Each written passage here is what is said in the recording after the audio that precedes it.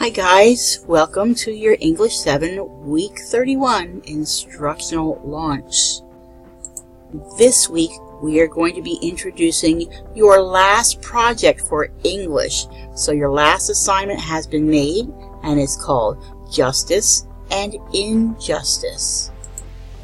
But what do you need to know, what do you need to see, and what do you need to do to get this project done? Well, the objective is an introduction for your last project for the 2017-28 school year for 7th grade. The learner should be able to begin the checkpoints for the 3 products for the project entitled Justice and Injustice.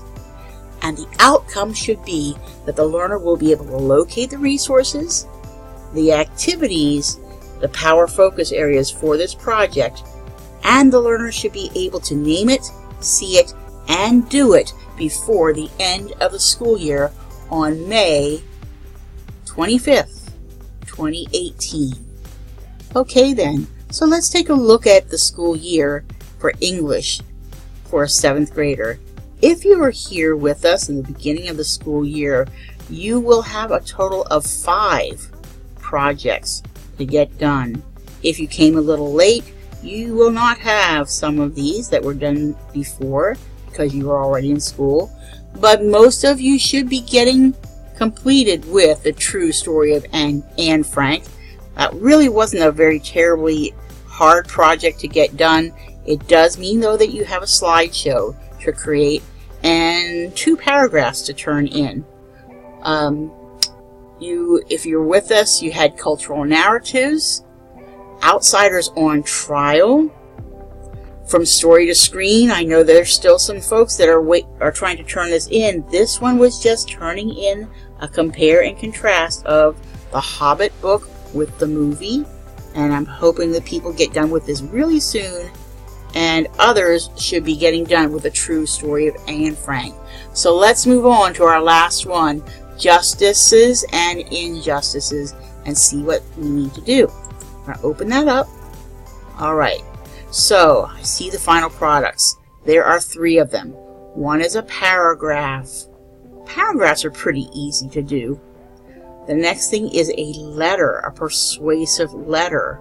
Okay, so we're going to be reading letters from other people and taking inspiration from those historic letters. We're going to write a letter or an email to an important leader with a goal of sharing your beliefs and convincing the reader to solve an injustice in our society.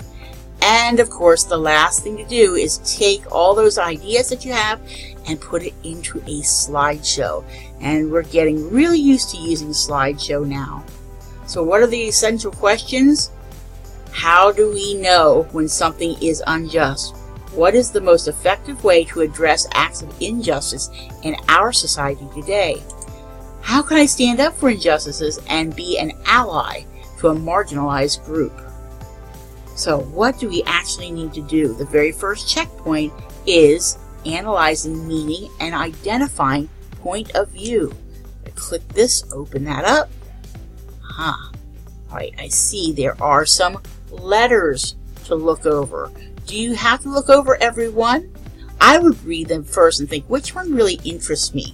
A letter from Thomas Jefferson about slavery, a letter from Martin Luther King about when he was in jail, the Queen of Hawaii's letter to protest to President McKinley, a former World War II refugee writer writes about a Syrian child, or George Washington writes a farewell at the end of his presidency. So all you have to do is open one of these up, and I'm kind of interested in the Queen of Hawaii. Let me see if I can open that. It takes me to an article about Queen Liliuokalani's letter about Hawaii to protest to our President McKinley back in the 1800s. Okay, that would be an interesting thing to research about. It's not the only letter. There are several to choose from. I would choose one. So then once you're done reading one of these letters, you're going to write down or type in the title of which letter you read, who wrote it. The source would be the citation, which would mean the website that you got it from, a little summary of that letter, and then choosing a quotation, a copy and paste in here to identify one quotation, and then think about what was the author's purpose or point of view. Fill in this nice graphic organizer.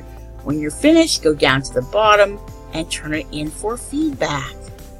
Okay, so just to identify that there should be some power focus areas to get ready to finish this project, when you hover over here, have you ever noticed that they show what the related focus areas are?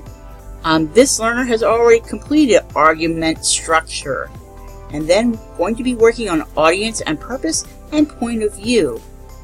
Done with the school year. Now, again, these are extra. These are additional focus areas. You do not have to do them. However, if you're a learner who wants to have really good grades and finish the year strong, then you are more than welcome to work on these challenge focus areas. Otherwise, learners, I want you to finish these projects. There is nothing stopping you from getting a project done. I know that there is a bit of a wait, a lag time to get focus area approved. Really not too bad, but this is where the meat of your English is in the projects, as it is 70% of your grade, and you cannot be promoted to 8th grade until you get them all done. So use your time very wisely. There's a total of 53 days left if you work every day, including weekends or holidays. But really there's only 39 school days left. So you need to get busy and get done so that you can move on to 8th grade. Work hard and have a great week, learners.